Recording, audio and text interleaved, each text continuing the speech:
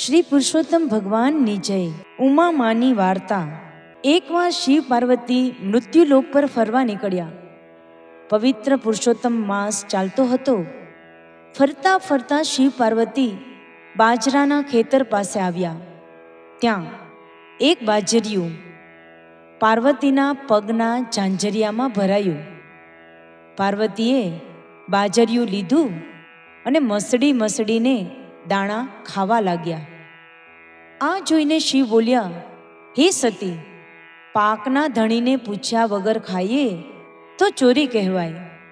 તમે દોષમાં પડ્યા. પાર્વતીને પણ વાત સાચી લાગી. એ શિવજીને દોષ મુક્ત થવાના ઉપાય પૂછવા લાગ્યા. ત્યારે ભોળાનાથ બોલ્યા કે જેટલા દાણા ખાધા છે એટલા દિવસ ખેતરના ધણીના ઘેર રહી મજૂરી કરો તો જ ઋણ મુક્ત થશો. શિવ તો એકલા કૈલાસે ગયા. પાર્વતીજી બ્રાહ્મણીનું રૂપ ધારણ કરી ખેડૂતની ઝૂંપડીએ આવ્યા. પવિત્ર પુરુષોત્તમ માસ ચાલતો હોવાથી ગરીબ ખેડૂત દંપતી નદીએ સ્નાન કરવા ગયા હતા. સંતાનમાં ફક્ત એક દીકરી હતી. દીકરીએ માતાજીને આસન આપી પાણી પાયું. ખેડૂત દંપતી આવ્યા ત્યારે પાર્વતી બોલ્યા કે મારું નામ ઉમા છે, કામ શોધવા નીકળી છું, કહેશો એ કરીશ, બદલામાં એક ટંક જમીશ. ખેડૂતે તો રાજી ખુશીથી હા પાડી. જગત જનનીના પગલાં પડતા જ ગરીબ ખેડૂતના ઘરમાં સમૃદ્ધિ ઉભરાવા લાગી. 100 ગણો પાક થયો. વળી ગામમાંથી રોગ દોગ ગયા, શોક સંતાપ ગયા. પાર્વતીજી તો ખેડૂતના કુટુંબ સાથે હળી મળી ગયા. બધા એમને ઉમાબા કહેતા. પવિત્ર પુરુષોત્તમ માસ પૂર્ણ થતાં ખેડૂતે ધામધૂમથી વ્રત ઉજવ્યું. સમય વીતતો ગયો. પાર્વતીજી આનંદથી બધું કામ કરે છે. જાતે રાંધીને બધાને જમાડે છે. આમ 300 દિવસ પૂરા થયા અને 65 દિવસ બાકી રહ્યા. એક દિવસ ગામે સંઘ કાઢવાનું નક્કી કર્યું. કાશીની જાત્રા કરવી કોને ન ગમે. ખેડૂત અને એની પત્ની પણ સંઘમાં જોડાયા. ઘર ઉમાબાને સોંપ્યું. વિદાય વેળાએ ઉમાબાએ ખેડૂતને લાલ રંગનું કપડું આપતા કહ્યું, ભાઈ, આ કપડું લેતા જાઓ અને ગંગાને કહેજો કે ઉમાબાએ ભાવથી મોકલ્યું છે, માટે હાથોહાથ સ્વીકારો. ખેડૂત મનમાં હસ્યો, પણ ઉમાબાને ખોટું ન લાગે એટલા ખાતર કપડું લઈ લીધું. સંઘ તો વાજતે ગાજતે રવાના થયો. 100 ગાડા જોડાયા. રસ્તામાં આવતા યાત્રાધામના દર્શન કરતો સંઘ કાશી પહોંચ્યો. ત્યાં ગંગા સ્નાન કર્યું, પૂજા કરી. 5 દિવસ રોકાઈને સંઘ પાછો ફર્યો. અડધા રસ્તે આવતા ખેડૂતને ઉમાબાનું કપડું યાદ આવ્યું. પતિ પત્ની 2 જીવ બાળવા લાગ્યા. ગયા સંઘપતિ પાસે. સંઘ પાછો વાળવા વિનંતી કરી, પણ સંઘપતિ ન માન્યો. એટલે ખેડૂત દંપતી સંઘ છોડીને એકલા જ પાછા ફર્યા.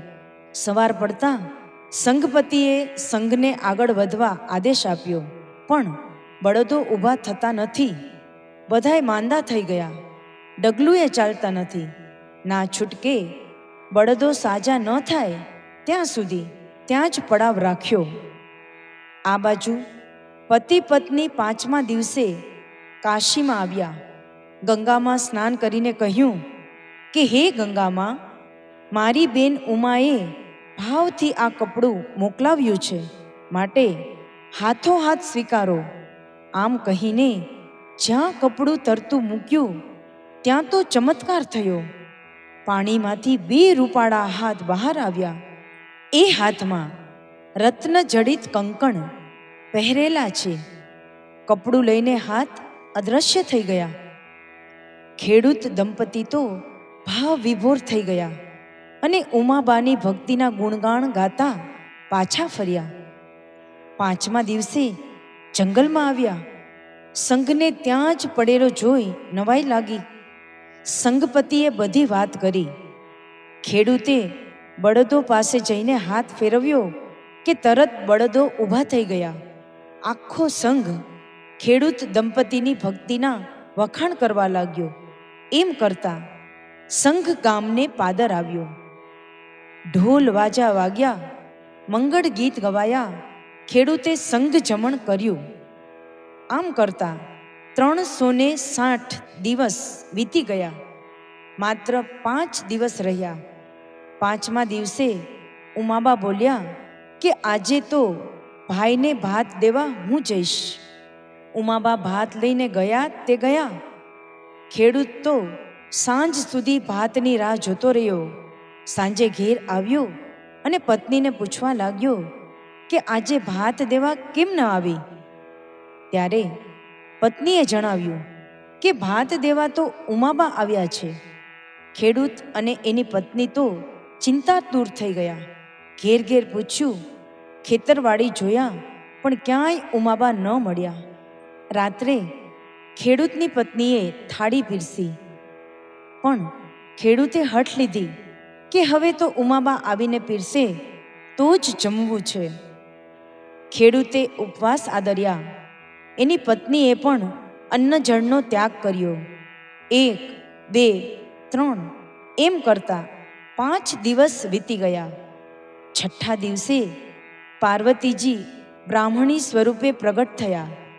6 દિવસના ઉપવાસ હોવા છતાં પતિ પત્ની દોડીને ઉમાબાના પગમાં પડી ગયા. ત્યારે જગત જનનીએ અસલ સ્વરૂપ ધારણ કરીને આશીર્વાદ આપ્યા અને ઋણ મુક્તિની વાત કરી. પવિત્ર પુરુષોત્તમ માસના વ્રતના પ્રભાવે જીવનભર સમૃદ્ધિ ભોગવીને 184માંથી મુક્તિના આશીર્વાદ આપી પાર્વતીજી જવા લાગ્યા. ત્યારે ખેડૂતની દીકરી બોલી, માં, મારે એકેય ભાઈ નથી, મારે રાખડી કોને બાંધવી? માં પાર્વતીએ ખેડૂતને આશીર્વાદ આપ્યા કે 9 માસે તારા ઘેર પુત્ર જન્મશે. ખેડૂત દંપતીએ પારણા કર્યા. 9 માસ પૂર્ણ થતાં ખેડૂત પત્નીએ દેવના ચક્કર જેવા દીકરાને જન્મ આપ્યો. પુરુષોત્તમ વ્રતના પુણ્ય પ્રભાવે ખેડૂત દંપતી મહાફળ પામ્યા. પવિત્ર પગલાં જો પડે, પાવન થાય ઘરબાર, સુખ સંપત્તિ સૌને મળે, સફળ થાય અવતાર. હે પૂર્ણ પુરુષોત્તમ પ્રભુ, તમે જેવા ખેડૂત દંપતીને ફળ્યા એવા સર્વેને ફળજો. શ્રી પુરુષોત્તમ ભગવાનની જય.